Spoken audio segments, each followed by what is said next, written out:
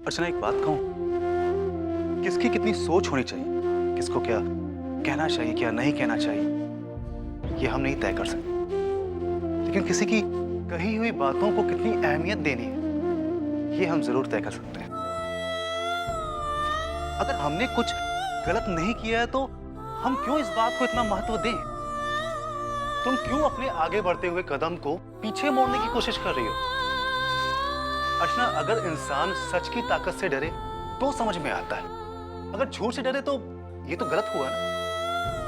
लेकिन देखो, इस काम से नहीं सिर्फ तुम्हारी बल्कि तुम्हारे आई, तुम्हारे बाबा, तुम्हारे पूरे परिवार की खुशियां जुड़ी हुई हैं। अगर तुम इस नौकरी को छोड़ती हो तो पता है कि उन्हें कितना दुख होगा।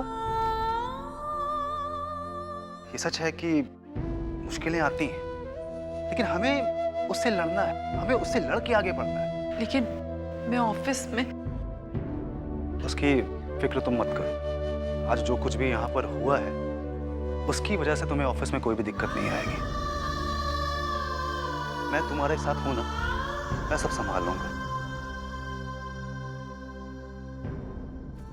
सचिन दामोदर देशमुख। दामोदर। सचिन, तुम्हारी उम्र? तुमसे 1 साल बड़ा। बाय द वे, तुम्हारी एज क्या है? Sachin, bad manners. Oh, sorry. By the way, 23। मतलब कि मैं बिल्कुल सही था। See, I am 24।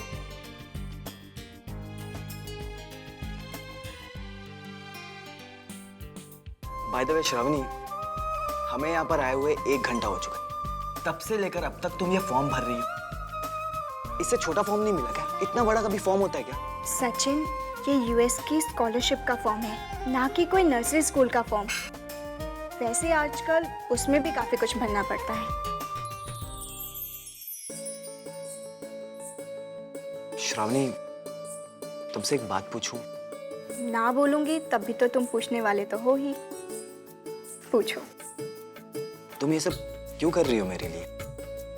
क्यों, तुम्हें मेरा तुम्हारे लिए ये सब करना अच्छा नहीं लगता? नहीं नहीं, ऐसी कोई बात नहीं है। एक्चुअली श्रावणी, मैंने कभी भी अपने जिंदगी में इतना कुछ नहीं सोचा था। कभी इतने बड़े सपने थे ही नहीं मेरे। लेकिन जब से तुम मेरी जिंदगी में आई हो,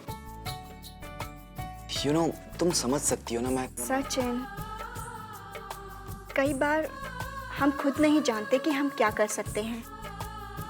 हीरा अपनी कीमत नहीं जानता, इसलिए कोयले की खान में पड़ा रहता है। वैसी ही कुछ हालत तुम्हारी भी है। अब किसी ना किसी को तो तुम्हारी काबिलियत का एहसास दिलाना ही था, तो मैंने दिला दिया। अब फ्रेंडशिप में इतना तो कर ही सकते हैं, है ना?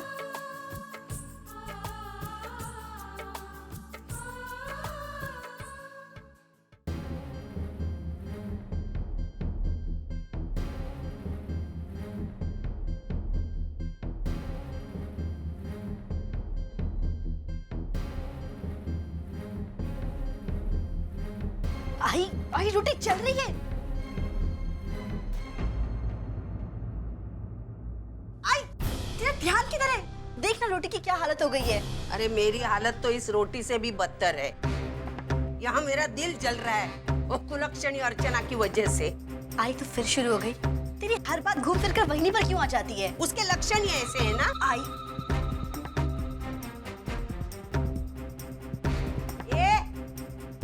तू उसकी तरफदारी मत कर। हाँ, अच्छी खासी जिंदगी जी रहे थे हम, वो आई और हमारी किस्मत फूट गई। अब क्या हुआ सविता? क्यों कोस रही हो अर्चना को? कोसू नहीं तो क्या करूं दादा। इस लड़की ने हमें कहीं का नहीं छोड़ा। आज तक जो हमने इज्जत कमाई थी वो मिट्टी में मिला दी। आप तो जानते हैं चाली में मुझे कितनी इज्जत है। मैं हमेशा नाक ऊपर उठा के चलती हूँ और इस लड़की ने मेरे नाक पर पांव रख दिया। अरे लेकिन हुआ क्या, ये तो बताओ। दादा कैसे बोलूं और क्या बोलूं? जो बोलते वक्त मुझे भी शर्म आ रही है। वो कुलक्षणी आसानी से कर गुजर रही है। आई,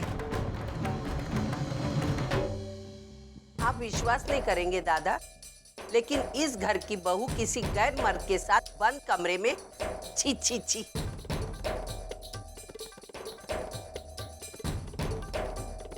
माना कि वो आज हमारे घर की कोई नहीं है, लेकिन कई दिन पहले वो हमारे घर की बहू रह चुकी है ना। जब मैंने अपनी आंखों से देखा ना तो आग लग गई मेरे मन में। बस कर आई, बस कर, ये तमाशा है, क्या कर रही है? अरे कुछ भी बोलती जा रही है। मैं कर रही हूँ तमाशा और तेरी बीवी कर रही हो सती सावित्री है क्या? अगर तू मेरे साथ आके अपनी आंखों से देखता था ना तो तेरा विश्वास हो जाता था। भाई बस। अरे मैं खुद गई थी सतीश के ऑफिस में तेरे लोन के पेपर वापस लाने के लिए। तो वहाँ क्यों गया? टहलने नहीं गई थी, मुझे तेरी चिंता थी इसलिए वो पेपर वापस लाने गई थी मैं। अरे आई, लेकिन मैं खुद से। तू अपनी नजरों से दुनिया को देखता है ना, इसलिए तुझे दुनिया की बुराई नहीं देखी जाती। मुझे पता था वो डायन सतीश के साथ मिलकर तेरा लोन पास नहीं करने वाली थी। मैं जब वहां पहुंची तब दरवाजा खोल के देखा तो बैठी थी महारानी।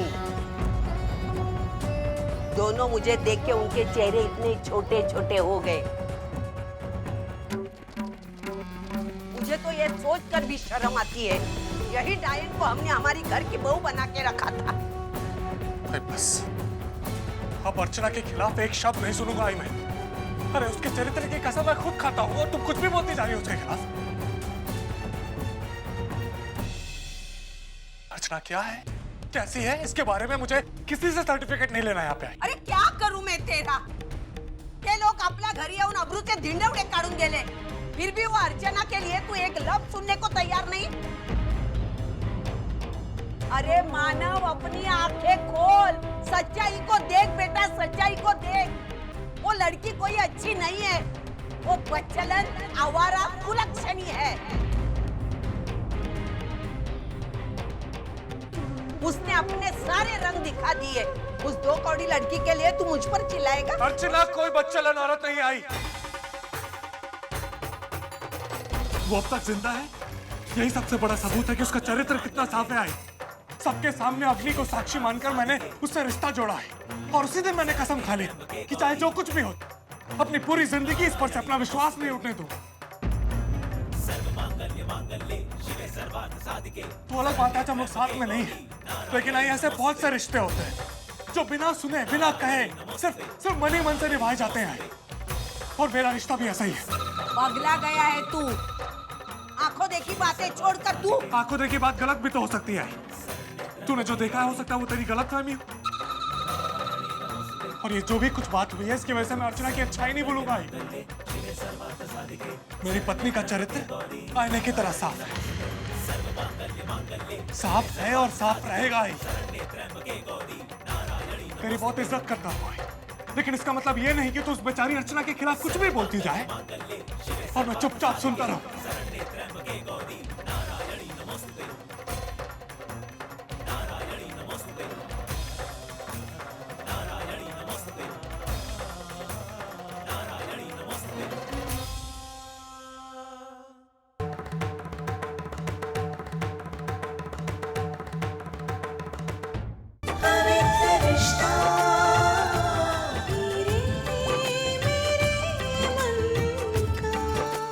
ZTV, आज लिखेंगे कल।